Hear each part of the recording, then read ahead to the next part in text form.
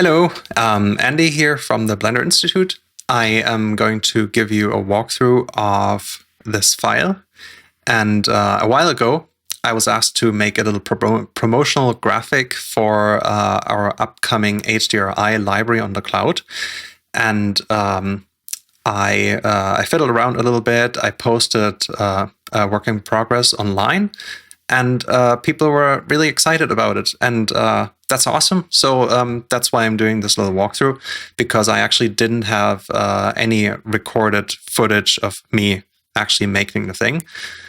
Hopefully, with this little breakdown, I can explain how it was put together, extremely bad, and show you some of the things I learned during the process. So the idea was that I wanted to make this robot character because I like robots. In the end, it didn't really turn out to be a robot thing, more of a guy in a giant mecha suit thingy. But yeah, so the idea was to put this guy on the screen and have an HDRI background that was actually lighting the scene, and then rendering multiple passes, multiple images of this to show the model in different lighting conditions and eventually show off the HDRIs, which are incredibly awesome, by the way. They're made from, they're actually made by Greg Zal from HDRI Haven. They were donated to us, and we're going to have lots of more cool HDRI images coming up soon, so stay tuned for that. But yeah, in the end, there was going to be this composition of that image. Still not sure how it's going to turn out eventually, but yeah, this was sort of the base lighting condition that I liked for this model, which I eventually made the final image on, that I'm hopefully posting online very soon. So let's open the file and check it out. So here you can see the file, and it's actually very messy because I think I started working on this afternoon of last Thursday. I opened the file on Friday again. I was really depressed, and I deleted a bunch of things and I added a bunch of things, and then I finished it up on Monday. So everything happened in a really short time frame.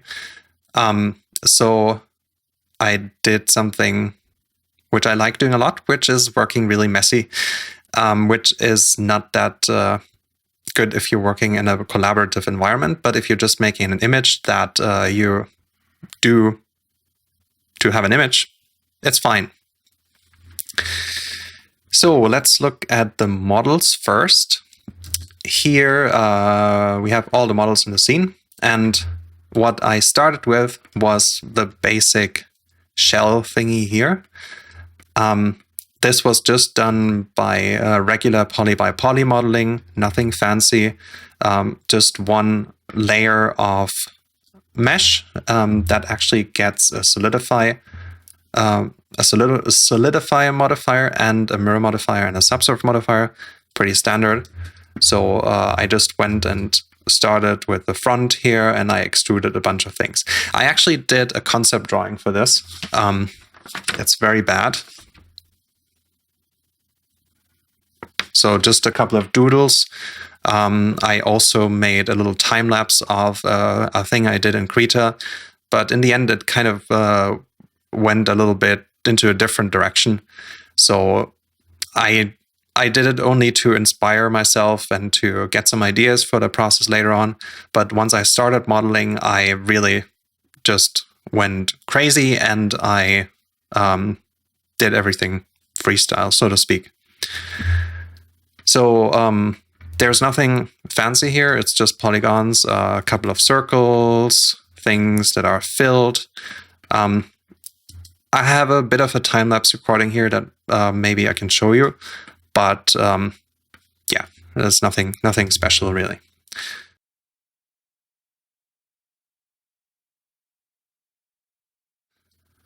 yeah, the rest of this is the same thing. So this is also the same subsurf and solidify models. Now, everything else that you can see here is actually stolen or borrowed from Tears of Steel. It was actually part of one of the environments I did for the big dome sequence, which had the robot on the bridge and the harness. And these were actually pieces that came from that harness model way up in the ceiling. So you actually only saw it in maybe 2 shots, 3 shots or so. Yeah, and most of those parts were actually also stolen from one of the arm gun models, which were done by Hjartan Tysdal and Ian Hubert, which were incredible because they made all these pieces that you can see here, for example, like this. All these little tiny pieces that have so much detail going on. So that was really cool. So after the first day, I actually started, on the first day, I actually made all the basic structure of everything. I was really frustrated because I couldn't get it to look how I wanted it to look. And in the end, I actually committed to making this because, Francesco and Pablo, they were waiting for the files to actually publish the HDRI library. So yeah, I kind of had to finish this. So I went through our old files and I knew that there was this dome model and I just stole everything from there. I figured since it's only a one-off banner thing, it might be okay. And in the end, it was fine to just finish off the image.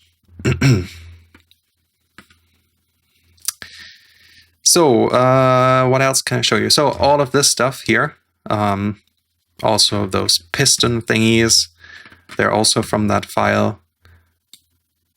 These are all things that essentially would take a long time to make. So it was really good to just be able to put them in random kit bashing like they did for the old Star Wars movies. And whenever they built a model, they just went into their stash of model kits and ripped out pieces and then repurposed them. That's actually very good. Also in CG, if you need to create something in a short time frame, then it's good to have a little kit bash library that you can just take things from. I hope nobody minds that I did this. I'm really taking no credit for this. So anyway, the rest of the model, it just went along with the process. I started fiddling with the scene and I started rendering it and I got some ideas. So that's where all the placement of these, that's how all the placement of these little model parts evolved from. Most of this file is actually made with the lighting. So in the world settings, I have a bunch of, let me click that button. I hope it works. Click. I have a couple of HDRIs here. This was the main background, I think. All the other ones, let me make sure I disable transparent. Here we go. Beautiful, beautiful backgrounds, and they're not even used to their full resolution, which is, I think, 16K, which is insane. I only used the 2K version because I knew it's going to be blurred anyway in the background. So yeah, a couple of different backgrounds here. So, and those were actually making the lighting of the scene. So I actually didn't have to worry about that. So I just had to make sure that the models were okay, that the shaders were okay, and the lighting and the HDRs would actually do all the work for me, which is great. So let's check out the shaders of the main robot guy. Let me cancel the render. Here we go. And if I just select one of these objects and I go to local view, I can show you the shader tree, which I actually did clean up. So this is still very messy. I'm sorry. I'm going to try and explain it and break it down as good as I can. Again, I wouldn't do this in production, hopefully. So let's continue. You can actually see that this thing here is called metal, and that metal gets used 42 times. So it's actually used throughout the scene. Again, that was due to time constraints and me just trying to rush out everything as fast as possible. So at the base of the material, we have only 4 textures that are actually delivering the complexity of the metal in its final form. Then I do stuff with it, and in the end you see the shader tree. I'm going to break it down later, but I'm going to start with the textures first. Let me render the viewport, and here we go. I'll disable the background again. Here we go. So we can see it in its full glory. And let's go to the first texture.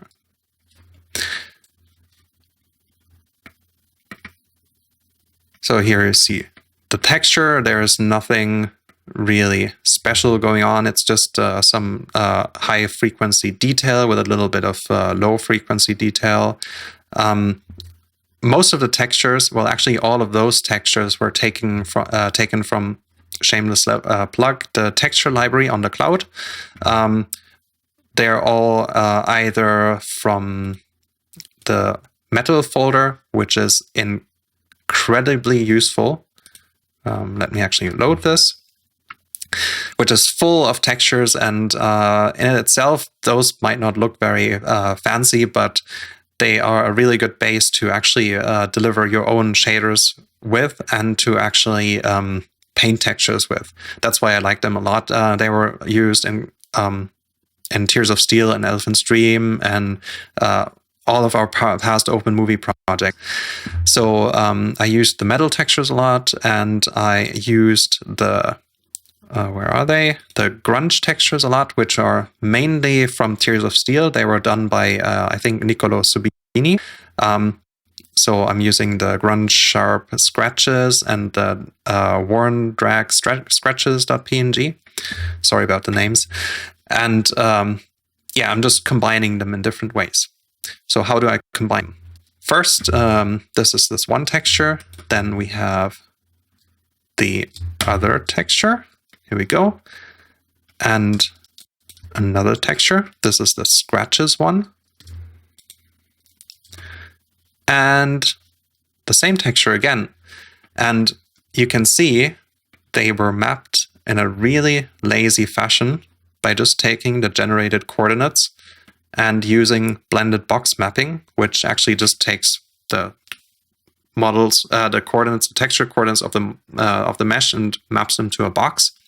And then it blends the seams together in a nice way, which you only want to use it very sparingly, because if you use too much of this, your whole texture will look mushy, and that doesn't look good. So of those first 2 textures, I'm actually not using any color information. I'm piping them through a color ramp, which turns them into this really high contrast texture. So the first one, it looks like this. The second one looks like this. So I'm not using any color here, because in the end, I want to have full control of the color of the model. If you mix too many different colored textures together, and everything ends up looking blurry again. So you don't want to do that, really. So that's why the second texture is the main source of color here at this stage. And I'm actually using the black and white input of this and mapping it through a color mix node. And this essentially just turns all the black here into this bluish tone and all the whites here into this orangey kind of tone. which gives me some nice color variation for colds and hot highlights. Which then gets overlaid with the first texture, and that mixes the color information with the high frequency details. And then I'm sort of adding some scratches to that. And the scratches were really an afterthought because I first wanted to render the thing and it looked kind of really shiny. So I wanted to make it kind of really new and chrome light, like to really highlight the HDRI images. But then in the end, I thought, okay, it might actually look more interesting and have more variation if I make it look kind of rusty. Plus, rusty is really cool. So this was the first part of the shader here. And the second part is actually, it's a bit more complicated, but not really. So the second part is actually solely based on this awesome input here, which is geometry, pointiness. You can find it in the, you can find it in the geometry node. Let me unhide this. Here on the bottom, it's one of the most awesome inputs ever, really. And what does it do? Actually, the name is very descriptive. You might have used it before. It actually outputs all the edges of the model, all the things that turn out pointy. And these are a really good base to actually pipe them through color ramps to make them more high contrast. So I take two different pointiness variations here, one that is more sharp, one that is less sharp. And the next thing that happens here is I'm taking one of the textures, and this was one of the rusty base textures that I used earlier, and I just repurposed it for making the edges more worn out.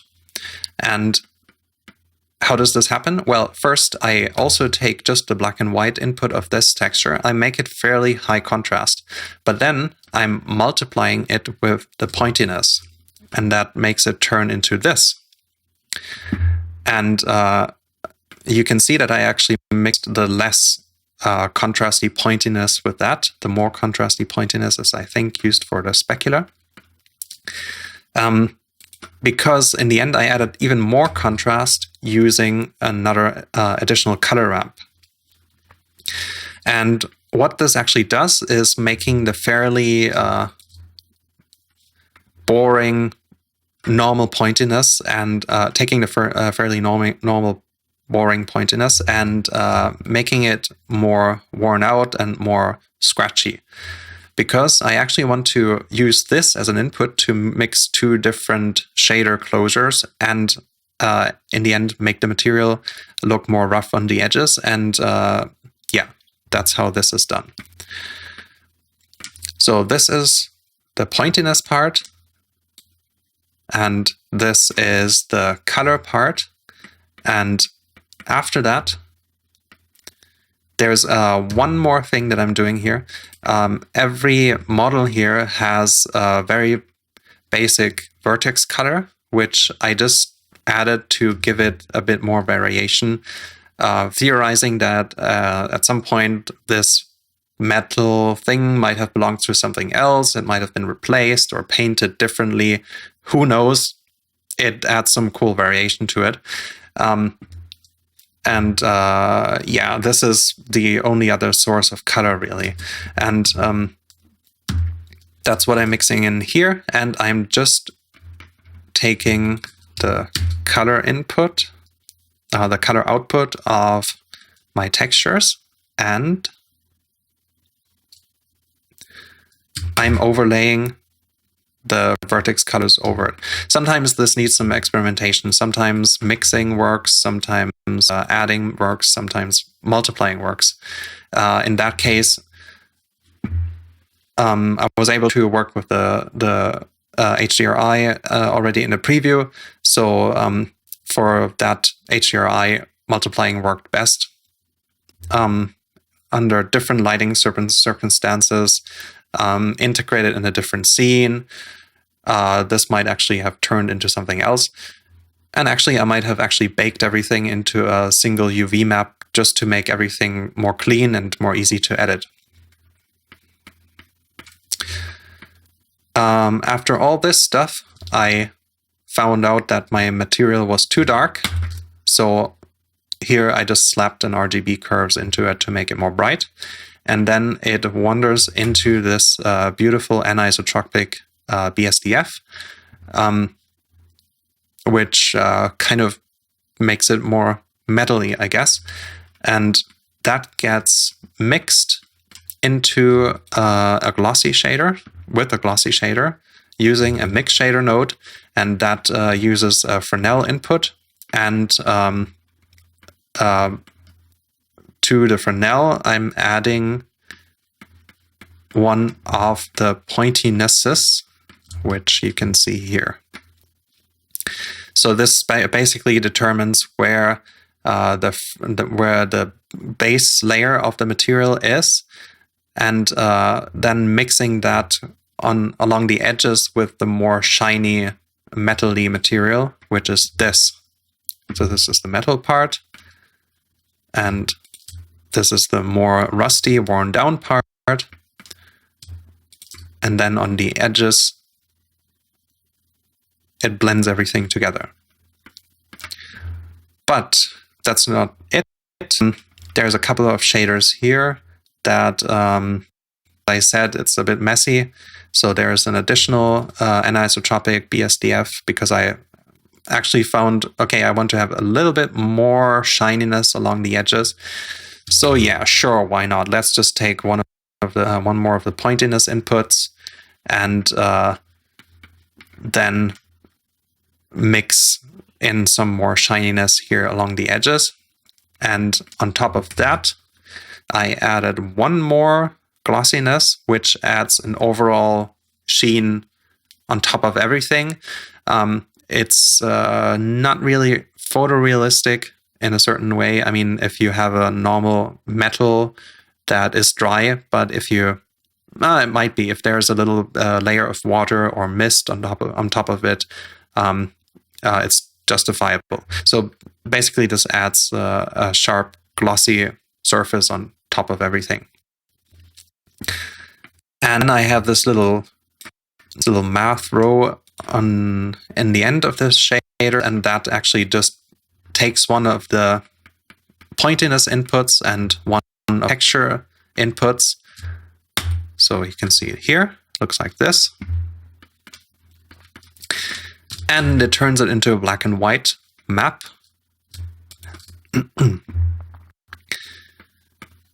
And sorry. And then this actually mixes with one of the other pointiness inputs. Again, sorry for the confusion. But in the end, what happens here is that I just make the edges a bit more bumpy. I can actually show you how that looks if I add a diffuse BSDF.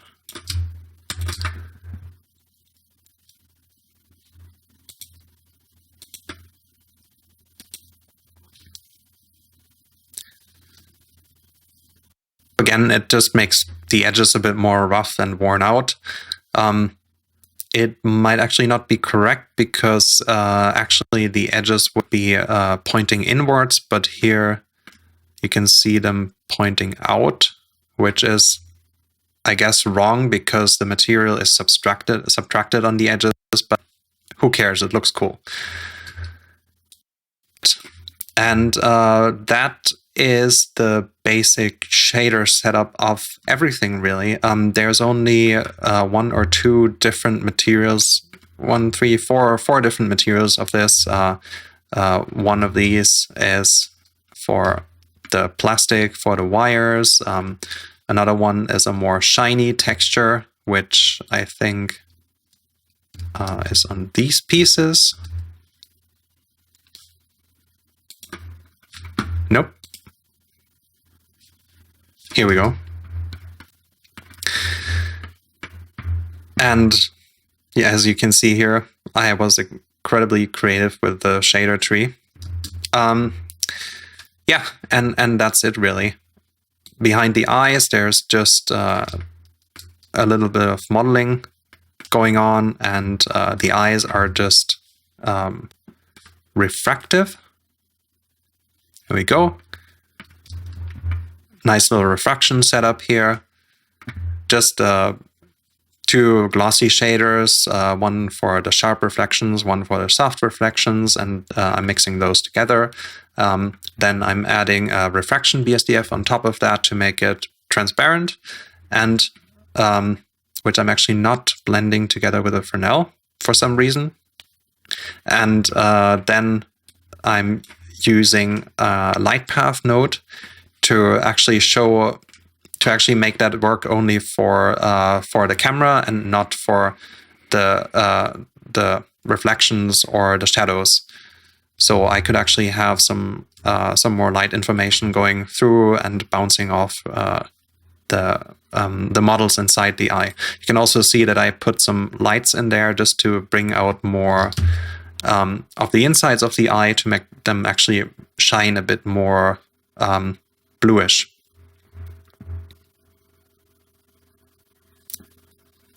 All right.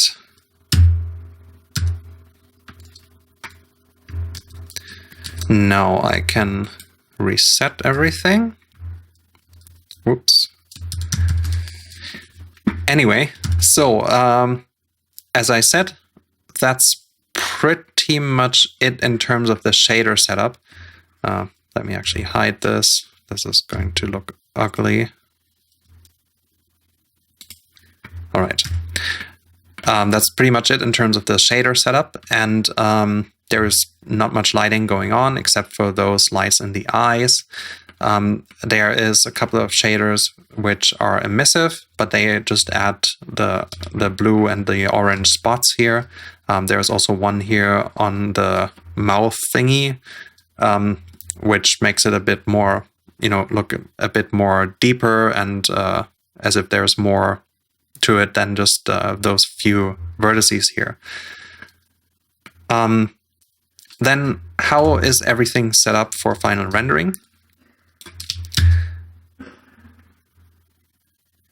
Again, I didn't have a lot of time, so I let the HDRI do most of the work, and also the render setup reflects that. So as you can see, for the final resolution, which was HD, which is all of our banners on cloud.blender.org, this was rendered at 1000 samples, which was okay.